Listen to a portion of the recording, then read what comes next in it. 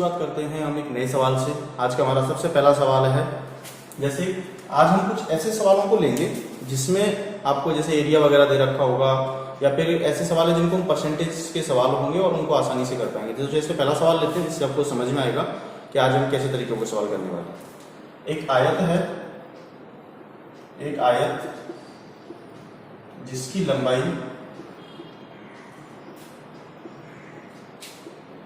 लंबाई में 25% की वृद्धि एवं चौड़ाई में 20% की वृद्धि कर दी जाती है। 20% की वृद्धि कर दी जाती है तो क्षेत्रफल में कितनी वृद्धि होगी? यह है हमारा पहला सवाल, क्षेत्रफल में कितनी वृद्धि होगी।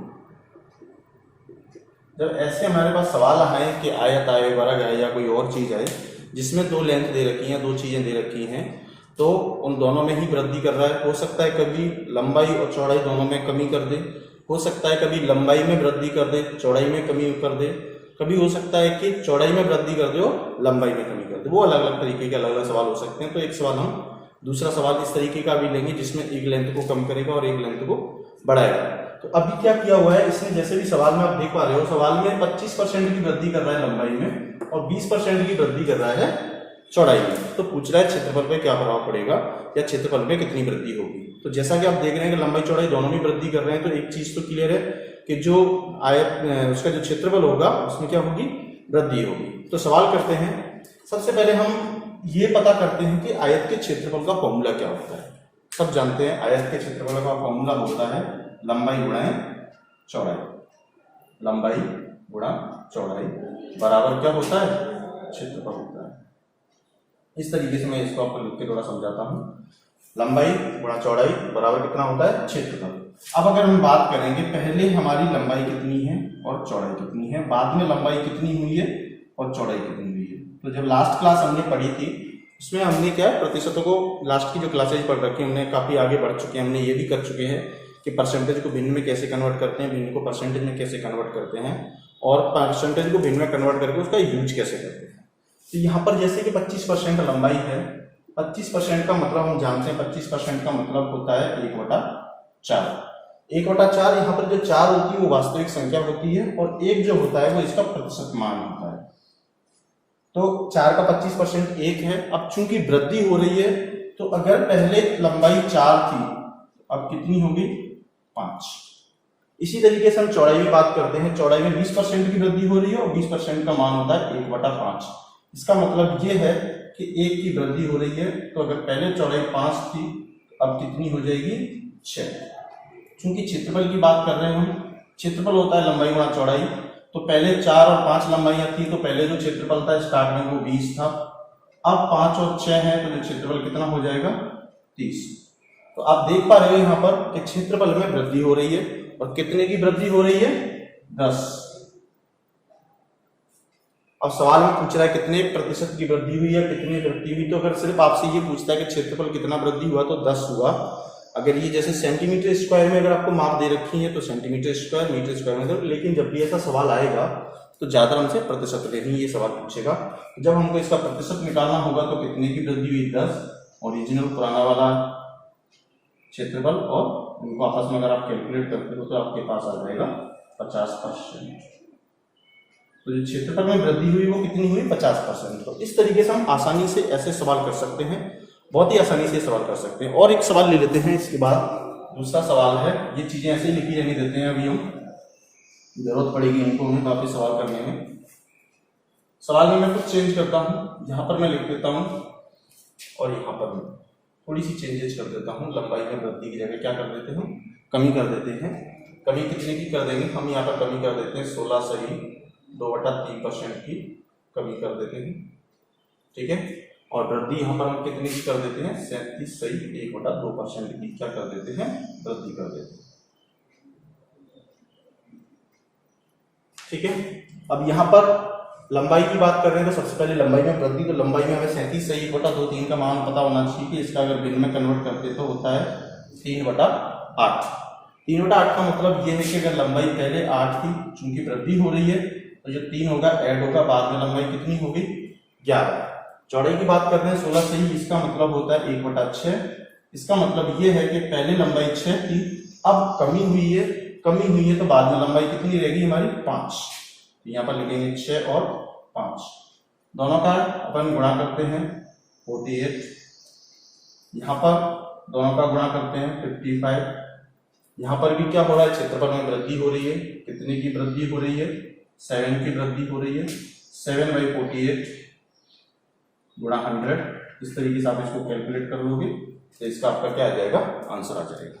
इस तरीके से हम आसानी से इस तरीके के सवालों को कर सकते हैं, बहुत आसानी से। एक सवाल और ले लेते हैं जिसमें हम वर्ग ले लेते हैं। मैं वैसे ही बोल देता हूँ, सवाल को लिखता नहीं है, अब आप समझ जाएंगे क्योंकि अब आपने जैसे 2 सवाल कर लिए हैं तो अब सवाल लिखने की जरूरत नहीं पड़ेगी इसमें हमें।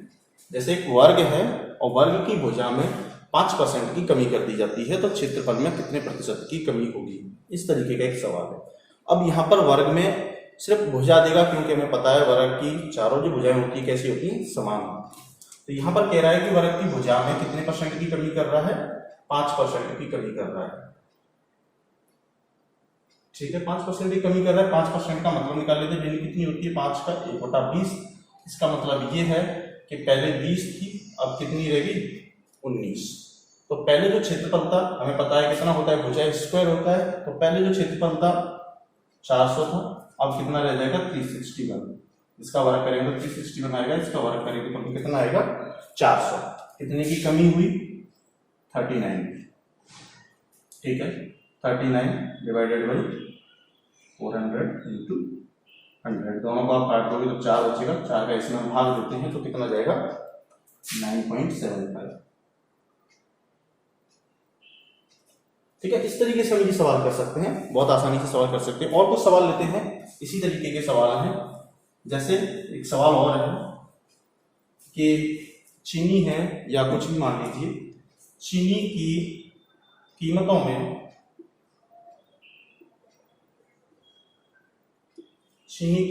में 20% की वृद्धि हो जाने के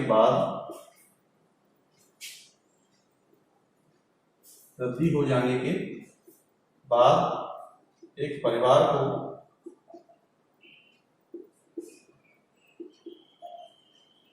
16.2/3% की खपत में कमी करनी पड़ती है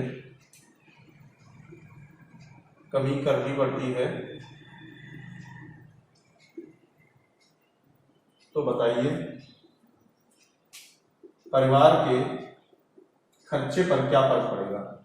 बताइए परिवार के खर्चे पर क्या प्रभाव पड़ेगा, मतलब क्या प्रभाव पड़ेगा, मतलब ये पूछना चाहता है ये कि उनका खर्चा बढ़ जाएगा, कम हो जाएगा, या जितना खर्चा पहले वो कर रहे थे उतना ही उनका खर्चा रहेगा। तो एक चीज हम बता देता हूं मैं आपको कि जो खर्चा हमारा होता है वो 2 चीजों पर डिपेंड करता है। एक, आप खा कितना रहे हो, खाने का मतलब हम कितना खर्च कर रहे हैं, खपत कितनी कर रहे हैं। ठीक है, कोई भी चीज जितनी आप खपत करोगे, और दूसरा उसके हम किस रेट पर खरीद रहे हैं, तो दोनों को जो मिलाने के बाद होता है वो उसका खर्चा निकलता है। तो यहाँ पर हम निकाल देते हैं। पहले हमने देख लिया कि भाई कीमत, एक तो कीमत होती है और दूसरा होता है खपत। इन दोनों का जो मल्टीप्लिकेशन होता है वो दोनों क्या निकल जाता है, बराबर खर्चा होता है। ये चीज तो आप भी कैलकुलेट कर सकते हो कि जो हमारा घर का खर्चा निकलता है वो क्या होता है, जो वस्तु आप ला रहे हैं बाजार उसकी कीमत, और इन दोनों पे डिपेंड करता है। अगर एक ही चीज इनमें से बढ़ जाती है तो हमारा खर्चा बढ़ जाता है, और अगर आपको खर्चा कम करना है तो उसके रेशियो में दूसरी चीज को हमें क्या करना होता है, कम करना होता है। अगर आपकी खपत ज़्यादा बढ़ जाती है इसका मतलब इसकी कीमत डाउन होनी चाहिए। आपने देखा हुआ है कि जब भी कोई चीज़ सस्ती हो जाती है तो हम उसको ज़्यादा खाना स्टार्ट कर देते हैं, और जब भी कोई चीज़ महंगी हो जाती है तो हम चीज़ उसकी कमी कर देते हैं, थोड़ा इसको कम खा लेते हैं। जैसे प्याज जब 100 रुपये किलो हो जाती है तो हम क्या करते हैं, उसको खाना बंद कर देते हैं, या बहुत जहाँ पर ज़रूरत है सिर्फ वहीं पर उसको यूज करते हैं। ठीक है, तो पहले परसेंट निकाल लेते हैं। यहाँ पर 1/20 का मतलब होता है 1/5, इसका मतलब ये है कि पहले 5 की कीमत तो अब कितनी हो गई, कीमत 6 हो गई। ठीक है, वृद्धि हुई है। अब खपत में कमी करनी पड़ रही है, तो इसका मतलब होता है 1/6। इसका मतलब पहले 6 थी तो अब हमने कीमत कितनी कर दी, 5 कर दी। सही बात है। अब इन दोनों का गुणा करेंगे तो पहले भी 30 रुपए का खर्चा आ रहा था, अब भी 30 रुपए का खर्चा आ रहा है। इसका मतलब ये है कि अगर आप इतने % की कमी कर देते हैं तो आपके खर्चे पर कोई भी प्रभाव नहीं पड़ेगा। आप जितने रुपए पहले खर्च हो रहे थे, आपके रुपए उतने ही खर्च होंगे, लेकिन कीमत बढ़ने की वजह से आपको खाने में जो खपत आप कर रहे हो उसमें आपको 16 सहित 2/3% की क्या करनी पड़ेगी, कमी करनी पड़ेगी। एक सवाल और लेते हैं जिसमें थोड़ा सा ये अलग रख लेते हैं, जिससे हमें पता पड़ जाएगा। इसमें तो क्या दोनों चीजें बराबर थी। यहां पर मैं कर देता हूं कि 25% की वृद्धि हो रही है और 30% उन्होंने क्या कर दिया, खपत में कमी कर दी। चलो इस तरीके से सवाल कर देते हैं। अब 25% की वृद्धि हो रही है, 1/4 है, इसका मतलब पहले 4 था, अब कितना हो गया, 5 हो गई कीमत। मतलब पहले जो वस्तु में 4 रुपए की मिल रही थी वही वस्तु अब हमें कितने रुपए की मिलने लगी है, 5 रुपए की मिलने लगी है। और 30% का मतलब होता है 3/10। इसका मतलब ये है कि पहले हम 10 यूज कर रहे थे, अब हम कितना यूज कर रहे हैं, 7। अगर इसको ग्राम आप जो भी लीजिए, जैसे भी रेट में ले सकते हैं आप उसको ले सकते हैं। यहाँ पर कोई यूनिट नहीं है, इसलिए हम इतना मान के चलते हैं कि पहले हम 10 खा रहे थे, अब हमने उसमें कमी कर दी खपत की, तो अब कितना यूज कर रहे हैं हम, 7 यूज कर रहे हैं।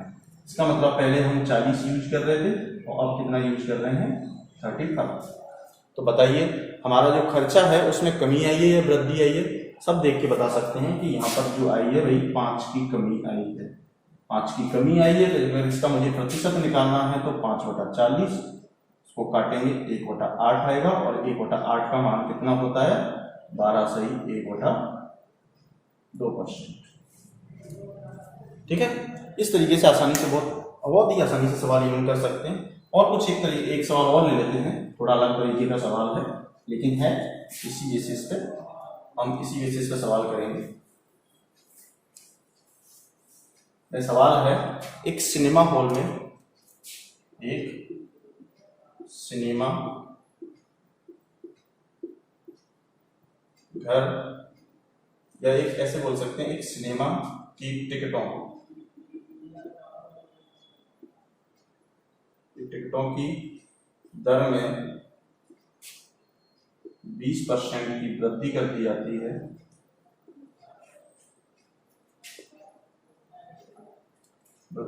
जाती है,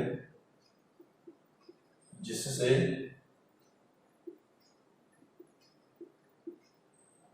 दर्शकों की संख्या में 10% की कमी आ जाती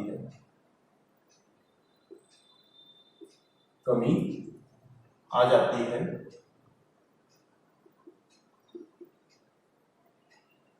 तो बताइए कि सिनेमा की आय पर क्या प्रभाव पड़ेगा। तो आय घटेगी, बढ़ेगी, बराबर रहेगी, आय पर क्या प्रभाव पड़ेगा।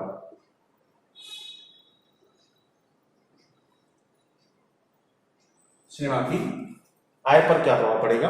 काम क्या कर रहे हैं, ये टिकट है, जो मतलब जो भी आप सिनेमा मूवी देखने जाते हैं तो टिकट लगती है, तो टिकट में उन्होंने 20% की वृद्धि कर दी। इसका मतलब ये है कि जो चीज पहले 100 की मिल रही थी उन्होंने वही टिकट 120 की कर दी।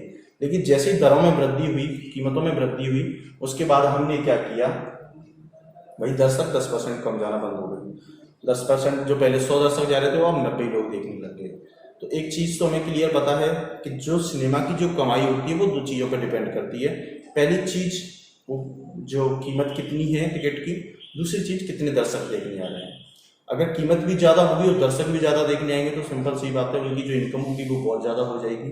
लेकिन हो सकता है कि उन्होंने कीमत तो बढ़ा दी लेकिन दर्शकों की संख्या में कमी हो गई, तो वो दोनों के मल्टीप्लिकेशन पर डिपेंड करेगा कि दोनों का जब हम गुणा कर रहे हैं तो उसका जो रिजल्ट निकल रहा है वो बताएगा हमें कि उस पर क्या हो रहा है। तो हम यहाँ पर लिख देते हैं कीमत, टिकट की कीमत गुणा दर्शकों की संख्या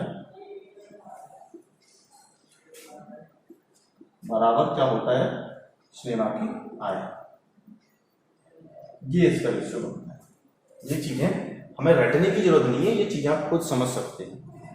तो यहाँ पर टिकटों में 20% = 5, इसका मतलब जो टिकट पहले 5 की थी वो टिकट अब कितने की हो गई, 6 की हो गई। 10% की कमी 1/10, इसका मतलब ये है कि पहले 10 लोग देखने आ रहे थे, अब लोग कितने देखने आ रहे हैं, 9। दोनों का गुणा करेंगे, यहाँ पर आता है 50, और इन दोनों का गुणा करेंगे 9 से 54, यहाँ पर आएगा 54। टिकटों में वृद्धि 20% की हुई, दर्शकों में कमी 10% की हुई, उसके बावजूद भी उनका जो वृद्धि है आय में थोड़ी सी वृद्धि हुई है, ज्यादा नहीं हुई है, 20 नहीं हुई है। कितनी वृद्धि हुई है, 4 की हुई है। अगर हमें इसको प्रतिशत में निकालना है तो 4/50, इसको हम काटेंगे तो ये आ जाएगा 2/25।